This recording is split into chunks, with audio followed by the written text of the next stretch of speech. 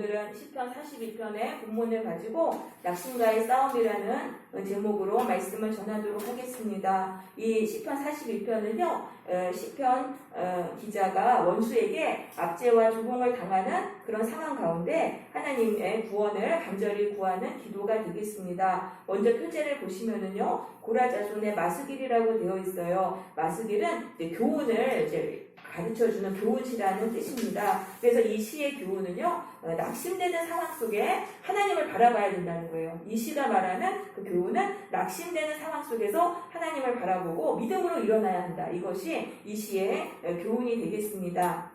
그리고 인도자를 따라 부르는 노래, 이거는 이렇게 찬송으로 불려진 시라는 그런 뜻이 되겠습니다. 시편은 시의 모음이 아니고 찬양집이에요. 찬양의 곡을 기록한 찬양집이 되겠습니다. 특별히 이제 고라 자손에 대해서 좀 설명드리면요, 고라는 출애굽 시대의 그 인물이죠. 모세의 사촌입니다. 모세의 사촌인데 반란을 일으켰어요. 광야에서 다단과 아비람 온과 함께 무리를 짓고 지도자인 모세에게 반역을 일으킨 사람이 고라예요. 그래가지고 이 고라는 그때 하나님께 심판받아가지고 땅이 갈라져가지고 죽임을 당합니다. 그런데 그 고라의 아들들 중에 그 아버지 고라 편에 서지 않은 사람들이 있었어요. 그러니까 그 반역에 가담하지 않은 아들들은 살아남아요. 그 아들들이 그 아들들의 그 자손들은 이제 하나님을 섬기는 사람이 되는 거예요. 성전에서 하나님 성전 문지기로 섬기고 하나님을 찬양하는 사람이 됩니다. 믿음의 가문이 됩니다. 왜냐하면은 그 아들들이 본 거예요. 하나님을 반역하고 이 하나님이 세우신 지도자를 반역한 결과가 얼마나 처참한지를 봤잖아요. 그거를 통해서 나는 그러면 안 되겠구나. 나는 하나님을 열심히 섬겨야겠구나. 이래가지고 이 사람들은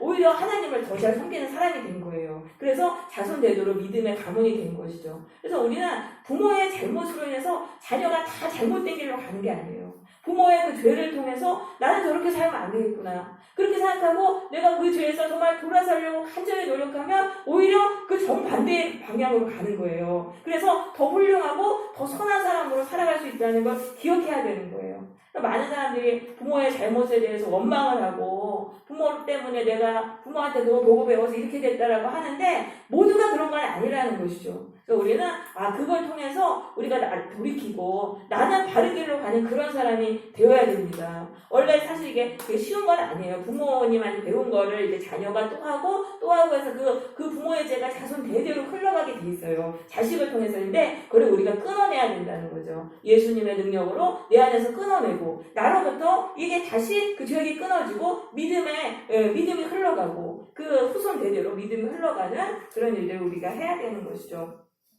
자, 1절에 보시면 사슴이 시냇을 찾기에 갈급함 같이 내 영혼이 주를 찾기에 갈급하다고 돼 있어요. 이 사슴은요, 열이 많은 동물이에요. 그래서 물을 먹어가지고 그 열을 식혀야 되는 거예요. 물을 계속 먹어줘야 되는데 이 팔레스타인 땅은 비가 잘 안 와요. 비가 잘 안 오고 그 땅 자체, 토양 자체가 물을 가둬두지 못해요. 그냥 다 빠지게 돼 있어요. 그러니까 이 팔레스타인은 그 시냇물을 찾기가 좀 쉽지가 않아요. 그러니까 사슴이 너무너무 이제 이렇게 갈급함으로 헐떡거리면서 막 그 물을 찾아서 헤맵니다. 그러한 간절함으로 지금 하나님을 찾기를 갈급해하고 있다. 간절히 원하고 있어요. 그래서 2절에 보면 내 하나님을 갈망하오니 내가 어느 때에 나가서 하나님의 얼굴을 배울까? 하나님 만났으면 좋겠다. 하나님 만나서 하나님의 얼굴을 보면은 하나님이 나를 도와주실 것이다. 그 하나님의 도우심을 내가 정말 간절히 받기를 원한다. 이런 식으로 간절하게 하나님의 도움을 받기를 지금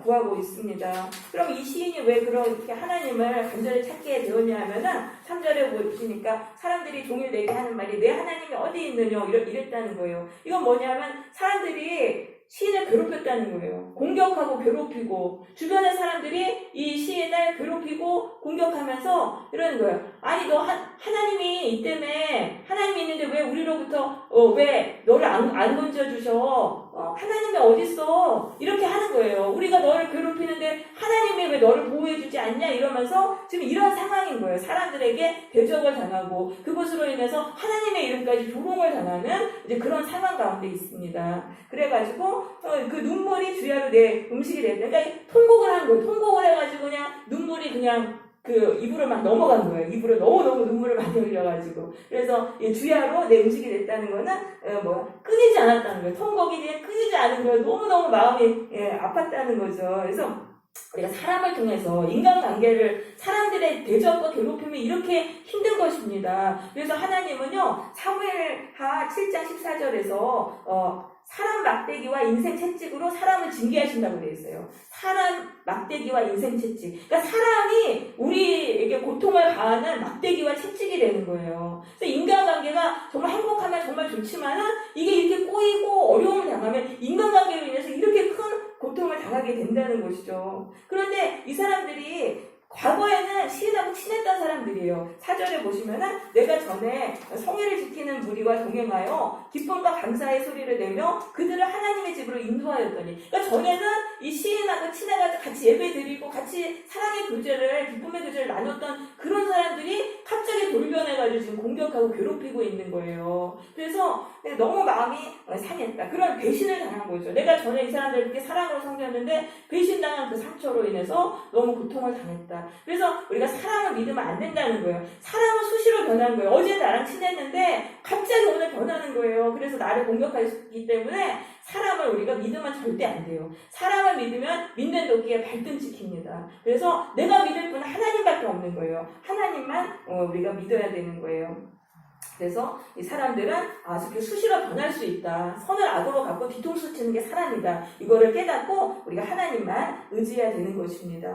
자, 그래서 이런 이제 낙심 속에서 이제 하나님을 만나기를 원했어요. 왜냐하면요, 왜 하나님은요, 살아계시는 하나님이기 때문이에요. 2절에 보세요. 살아계시는 하나님이라고 돼 있잖아요. 이거는 생명의 하나님이에요. 생명을 주시는 하나님. 하나님은 인간에게 생명을 주신다는 거예요. 그럼 인간에게 어떻게 생명을 주시냐면은 낙심에 빠진 자에게 힘을 주세요. 그 낙심에서 일어날 수 있는 힘을 주시는 거예요. 우리가 하나님 앞에 나아가서 기도하면은 낙심 가운데 있지만 하나님 힘을 주셔서 그 낙심을 뚫고 일어나게 된다는 거예요. 그래서 하나님이 생명의 하나님인 거예요. 그 말씀에 대해서 이사야서 40장 28절에 말씀합니다. 너는 알지 못하였느냐, 듣지 못하였느냐, 영원하신 하나님, 땅 끝까지 창조하신 이는 피곤하지 않으시며 곤비하지 아니하시며 명철이 한이 없으시며 피곤한 자에게 능력을 주시며 무능한 자에게 힘을 더하시는 하나님. 우리가 낙심에 눌렸어요. 인생 살아가기가 너무 힘들어요. 그런데 하나님을 바라보면 하나님이 우리에게 능력을 주시는 거예요. 능력을 주시고 힘을 주세요. 그래서 소년이라도 피곤하며 곤비하며 장정이라도 넘어지면 쓰러지대. 이 소년과 장정이 쓰러질 상황은 그 어떤 사람도 견딜 수 없는 상황이에요. 그런 너무너무 힘든 그런 그 상황에서조차도 하나님을 앙망하는 자는 새 힘을 얻으리니 독수리에 날개치며 올라간 같을 것이요. 모든 상황을 뚫고 올라간다는 거예요. 하나님께 힘을 받으면은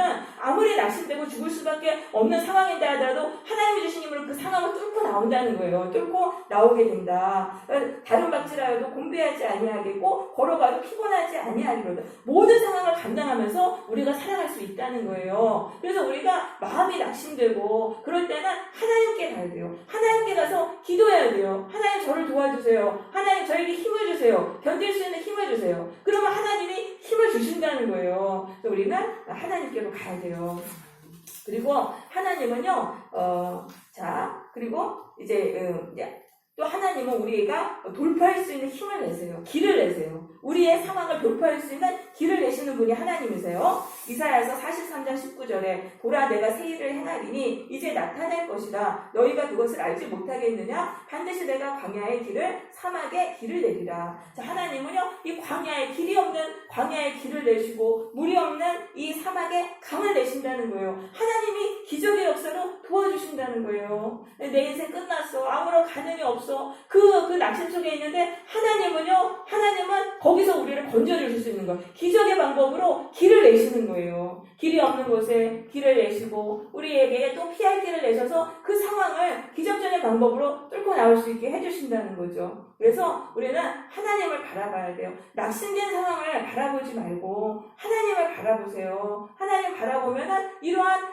우리를 오셔서 우리가 생명으로 살아나는 역사가 일어나게 되는 것이죠. 그래서 우리가 인생을 살다 보면 이 낙심에 자꾸 빠지게 돼요. 낙심에 웅덩이에 이러저러한 이유로 이제 빠져드는데 이게 참 무섭다는 거예요. 낙심이라는 게. 낙심에 빠져들면 여기에 자꾸 빠져들어가면은 여기서 이게 우울증이 깊어지고 이 우울증에서 또 깊이 빠져나가면은 심지어 자살까지도 하게 되는 것이죠. 그런데 이 낙심에서 스스로 빠져나올 수가 없어요. 한번 빠지면은 이게 늪과 같이 우리를 계속 끌고 들어가거든요. 여기서 빠져나오면 하나님밖에 없는 거예요. 하나님만이 우리를 낙심에서 건져줄 수 있는 거예요. 하나님께서 주시는 힘과 도움으로 빠져나와요. 그래서 우리는 낙심할 때 하나님께 기도해야 되는 거예요. 하나님께 기도해야 돼요. 그래서 5절에서 이 시인이 말하는 거예요. 내 영혼아, 내가 어찌하여 낙심하며 어찌하여 내 속에서 불안해하는가. 너는 하나님께 소망을 두라. 그가 나타나 도우심으로 말미암아 내가 여전히 찬송하리로다. 스스로 자기에게 설교하는 거예요. 너 왜 이렇게 불안해하니? 너 하나님 믿잖아. 하나님이 너를 도와주시잖아. 그전에도 너를 도와주셨잖아. 그래서 다 빠져나왔잖아. 이번에도 하나님을 바라봐. 이렇게 자기 자신에게 자꾸 이렇게 이제 설교를 하고 있는 거예요. 그래서 우리가 내가 낙심 빠질 때 우리는 내 자신의 믿음을 내가 이렇게 세워야 돼요. 언제까지 다른 사람한테 기도받고 다른 사람한테 위로받고 그럴 게 아니에요. 낙심에 빠진 나를 내가 건져야 되는 거예요. 이제는 내가 나의 신앙을 붙드는 그러한 사람이 되어야 돼요. 그리고 자꾸 낙심을 바라보는 상황을 하나님께로 바라보아야 된다는 거죠. 그러면서 이제 시인의 기도 내용을 보시면은 내 하나님이여 내 영혼이 내 속에서 낙심이 되므로 내가 요단 땅과 헬몬과 이살산에서 주를 기억하나이다. 자, 이 시인이 어떻게 기도했나 보냐면요. 낙심이 되므로 하나님께 주를 기억하나이다. 이렇게 기도했어요. 그러니까 이 낙심된 상황을 긍정적으로 바라보면서 기도했다는 거예요. 하나님께 기도하는데 하나님 나에게 낙심의 상황을 주셔서 하나님을 기억하게 하셨네요. 그거 감사합니다. 이런 식으로 감사하는 마음으로 하나님께 기도를 했다는 거예요. 여러분 우리가 하나님의 도우심을 받기 위해 기도할 때는 항상 이렇게 감사하는 마음을 가지고 기도해야 되는 거예요. 하나님께 원망하는 마음은 이 기도가 가다 떨어져요. 하나님께 도달할 수가 없어요. 그렇기 때문에 항상 감사하는 마음으로 기도를 해야 되는 거예요. 감사하는 마음으로 기도할 때 우리가 하나님의 도우심으로 일어설 수 있는 거예요. 그러니까 이 고난을 주신 것도 감사합니다. 내가 그래서 하나님을 기억하게 됐습니다. 이렇게 감사하면서 기도를 하고 있습니다. 그래서 우리 빌립보서 4장 6절에 아무것도 염려하지 말고 다만 모든 일에 기도와 간구로 너희 구할 것을 감사함으로 하나님께 아뢰라. 그러니까 염려하지 말고 불평하지 말고 원망하지 말고 그냥 하나님께 감사하라는 거예요. 지금의 상황 주신 것도 하나님 내가 감사합니다. 이렇게 하면서 그렇게 기도하라는 거예요. 그러면은 모든 지각에 뛰어난 하나님의 평강이 그리스도 예수 안에서 너희 마음과 생각을 지키시리라. 하나님의 평강이 내 마음에 와가지고 근심에서 우리가 풀려나는 거예요. 낙심에서 일어나게 된다는 거예요. 그런데 모든 지각에 뛰어난다는 이 지각이라는 건 내 생각과 이해를 초월한다는 거예요. 도저히 이 상황에서 내가 평안을 누릴 수가 없어요. 내 낙심 가운데 죽을 수밖에 없는데 그 상황을 초월하고 내 생각을 초월하는 하나님의 평강이 내 마음에 오는 거예요. 그러면서 자꾸 이런 생각이 드는 거예요. 아, 하나님이 도와주실 거야. 하나님이 도와주시면 되는 거야 하면서 점점 좋아질 거야. 이런 식의 뭔가 근거 없는 믿음, 근자감이라고 하잖아요. 세상 말로는 근거 없는 자존심이라고 하는데 정말 세상 사람들이 보기에는 내가 보기에는 근거 없는 믿음이 와가지고 그 낙심의 상황에서 일어나게 된다는 거예요. 하나님이 주시는 평강이 나를 지배하면은 내 마음이 낙심에서 풀려나요. 감사함으로 기도할 때 그런 역사가 일어난다는 거죠. 근데 감사하면서 말할 때 그래가지고 우리가 그래서 뭔가 감사함으로 기도할 때 하나님의 평강이 내 입에 임해요. 그래서 뭔가 감사거리를 하나라도 찾으세요. 내 상황이 아무리 힘들고 내가 낙심 가운데 죽을 수밖에 없어도 그 안에서라도 하나님께 그것마저도 감사하세요. 내가 낙심 때문에 낙심되게 돼서 하나님께 기도하게 됐으니까 그것도 감사합니다. 이렇게 감사함으로 나가야 되는 거예요. 기도해야 되고 내 아무리 힘든 상황도 관점에 따라서 그것도 좋은 면으로 우리가 보일 수 있는 거예요. 나를 훈련하시고 나를 성장시키시는구나 이렇게 볼 수가 있는 거예요. 그러니까 작은 감사라도 그 감사거리를 찾으세요. 하나님 내가 이것 때문에 내가 더 나를 성장하는 사람으로 하나님이 참으로 나를 만드실 것입니다 하면서 자꾸 감사하는 그런 기도를 드리시기 바랍니다. 그러면은요 어느 순간 기도하는 중에 내 마음에 평강이 와요. 아, 하나님이 이런 뜻이 있어서 나에게 이런 고통을 허락하셨구나. 이런 게 뭔가 이렇게 자꾸 깨달아 거예요. 그러면서 마음속에 낙심해서 풀려나고 내 마음에 평강이 오는 거예요. 그러면은 내 마음이 이게 지옥에서 풀려나는 거예요. 이 낙심에 빠져 살아가는 인생이 지옥인 거예요. 고통의 지옥인데 낙심이 어느 순간 떠나고 하나님의 평강이 딱 오면서 내 마음에 낙심이 떠나면 지옥에서 풀려나는 거예요. 그리고 근기인이 그래도 인생이 살만하다, 뭐 기쁘다 이런 식으로 되면서 그러니까 천국과 지옥이 내 마음에서 결정된다는 거예요. 천국과 지옥은 내 마음에서 결정이 돼요. 상황에 의해서 결정된다기보다는 내 마음이 낙심에 빠져 있느냐, 하나님의 평강이 지배하느냐에 따라서 결정이 된다는 거죠. 우리가 낙심에 빠져 있으면 아무리 상황이 좋아도 아무리 좋은 조건에 살아도 그 낙심 속에 죽어갈 수밖에 없어요. 하지만 하나님이 주시는 평강이 나를 지배하면 낙심에서 풀려나면 아무리 힘든 상황도 이겨나갈 수 있다는 거죠. 그래서 우리는 내 마음을 지켜야 되는구나. 내 마음에서 천국과 지옥이 결정되는구나. 이거를 깨닫고 우리가 낙심과 우리가 싸워야 되는 것입니다. 그러려면 이제 하나님께 기도해야 되는데 감사함으로 기도하라는 거예요. 지금에 주신 상황도 하나님 감사합니다. 이걸 통해 하나님이 나를 더 성장시키실 것입니다. 이렇게 감사하면서 기도하라는 거예요. 자, 그 다음에 이제 어떻게 기도해? 6절에 보시면 내가 요단 땅과 헬몬과 미살산에서 주를 기억하나이다. 이건 뭐냐? 과거에 하나님이 나를 도와주셨던 그 장소들이에요. 이 시인을 도와주셨던 그 과거에 하나님이 나를 도와주셨던 것들을 기억하면서 그러면서 이제 하나님께 시인을 기도했던 거예요. 7절에 보세요. 주의 폭포 소리에 깊은 바다가 서로 부르면 주의 모든 파도와 물결이 나를 휩쓸었나이다. 과거에 그렇게 힘들었었어요. 너무너무 힘들어서 죽을 것 같았어요. 계속되는 고난의 파도가 와서 거기에 그냥 죽을 것만 같았어요. 그랬는데 하나님이 인자하심을 베풀어 주셨어요. 8절 낮에는 여호와께서 인자하심을 베푸셨다 그랬잖아요. 그 상황에서 하나님이 인자하심을 베푸셔서 이게 낮이 된 거예요. 밝은 인생이 된 거예요. 그래서 그 인자하심은 뭐냐면은 하나님의 구원의 그 약속을 이루시는 신실하심이 인자하심이에요. 그 고난의 파도 속에서 시인이 기도했는데 하나님이 내가 너를 구원해 주리라는 약속을 주셨어요. 그리고 그 약속대로 구원해 주신 거예요. 그렇게 해서 그 하나님은 약속을 주시면 반드시 구원해 주시거든요. 그 구원의 약속을 하나님이 이루어 주셔서 그러니까 이 밤에서 풀려나고 밝은 낮이 된 거예요. 그러니까 그거를 기억했다는 거예요. 과거에도 하나님이 말씀을 주셔서 나를 건져주셨구나 이거를 기억했다라는 그런 말씀이죠. 그래서 밤에 그의 찬송이 내게 있어 생명의 하나님께 기도하리로다. 그래서 이번에 또다시 밤이 됐어요. 또 어려움이 왔지만 이번에도 나는 하나님을 찬송하리라. 이번에도 나는 하나님 찬송하고 하나님께 기도하겠다라고 이렇게 말을 하는 것입니다.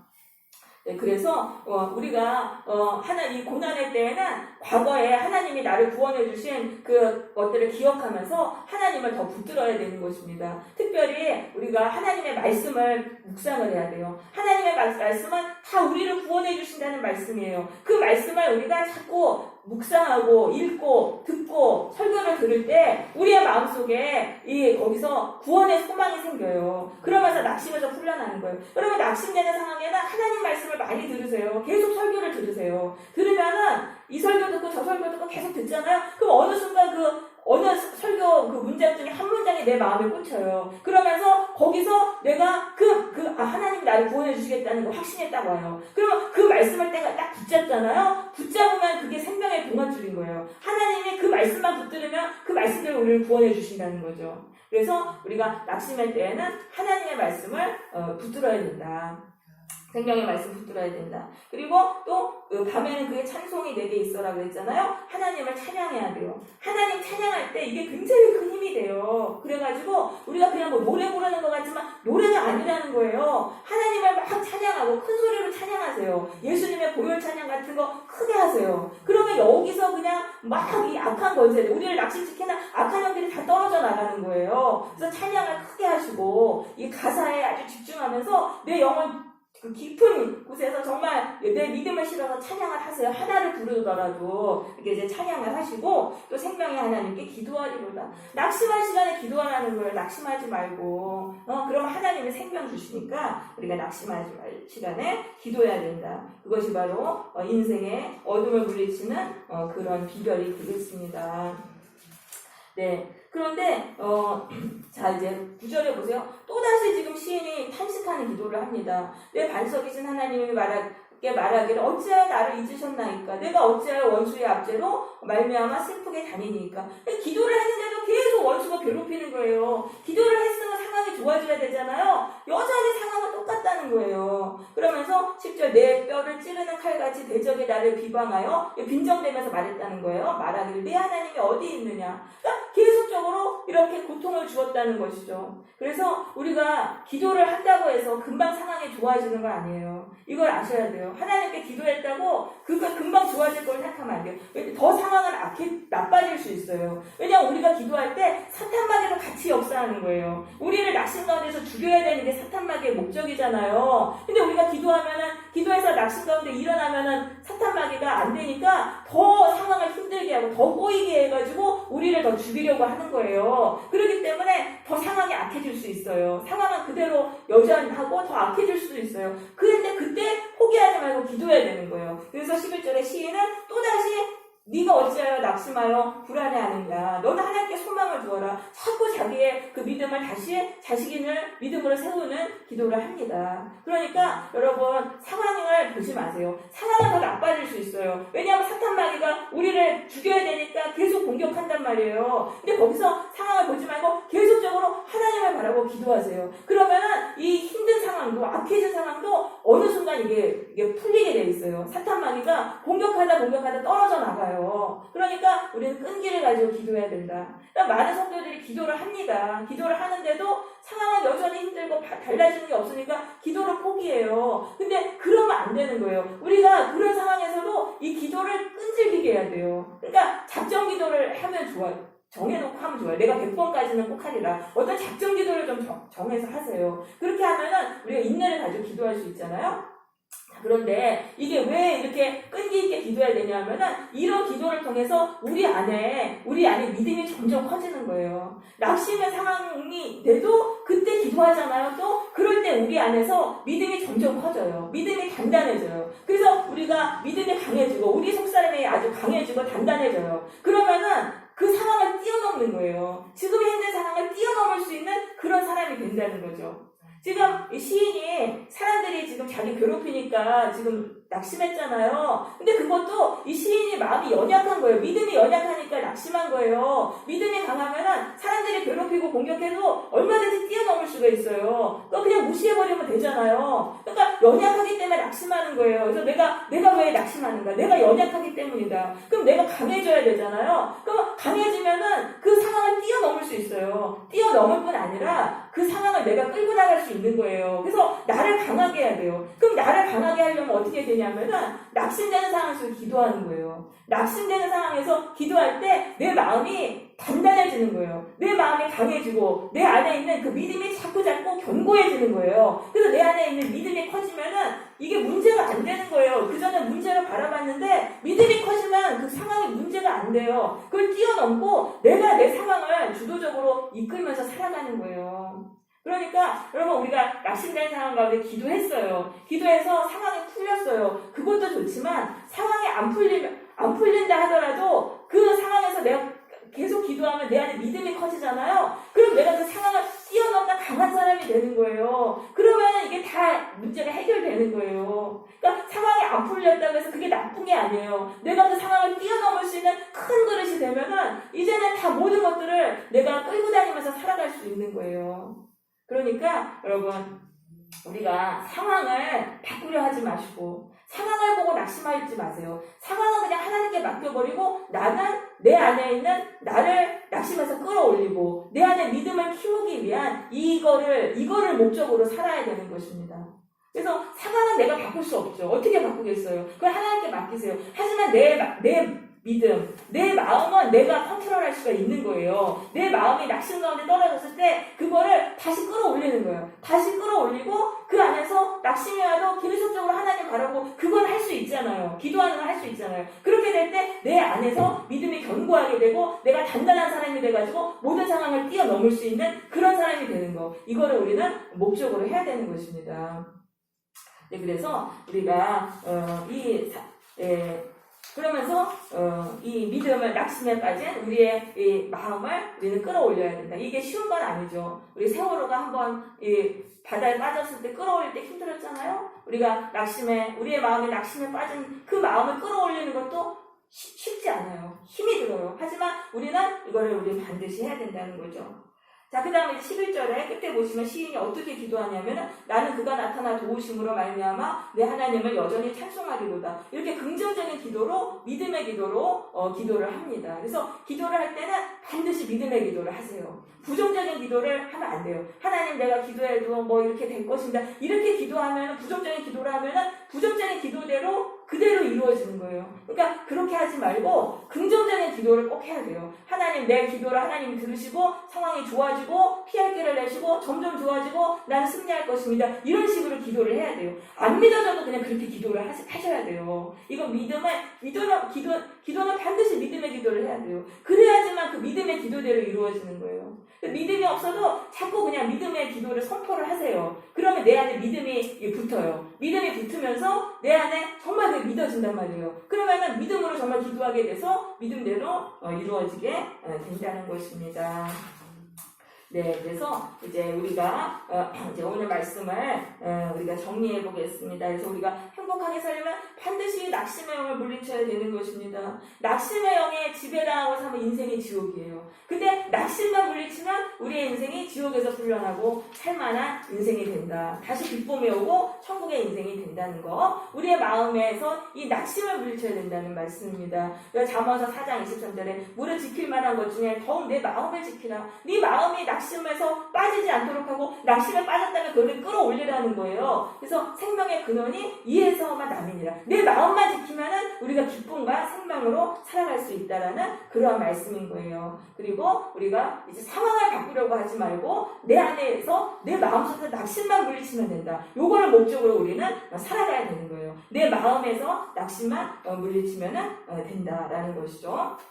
그리고 우리는 예수의 이름을 불러야 되겠습니다. 이 낙심이 바로 우리를 죽이는 사탄마귀의 악한 영이에요. 그래서 예수의 이름을 부를 때, 예수의 이름을 부르면 예수님의 이름은 영생의 이름이에요. 생명이 영원히 공급된다는 거예요. 그러니까 예수의 이름을 부를 때마다 예수님이 주시는 생명이 내 안에 들어와서 우리는 낙심을 물리칠 수 있어요. 그래서 영생이라는 거는 생명이 영원히 공급된다는 거예요. 그래서 예수의 이름을 계속적으로 우리가 부르시고, 우리가 이 인생에서 낙심의 영을 물리치고 우리가 승리하는 그런 성도들이 되어야 되겠습니다. 그래서 내가 살아야 돼요. 내가 살아야지 다른 사람을 살려줄 수 있잖아요. 그러니까 내가 이제 낙심에서 일어나서 절망을 물리치고 우리가 끝까지 기도하는 그런 사람들이 되시기를 바랍니다. 여러분, 어떤 상황이 온다 할지라도 이 기도로 하나님 바라보세요. 그래서 믿음이 점점 강해져서, 그럼 우리 안에 믿음이 자꾸 강해지는 거예요. 그 모든 상황을 뛰어넘고 낙심에서 일어나는, 그래서 행복한 인생이 될 것을 믿습니다. 아멘.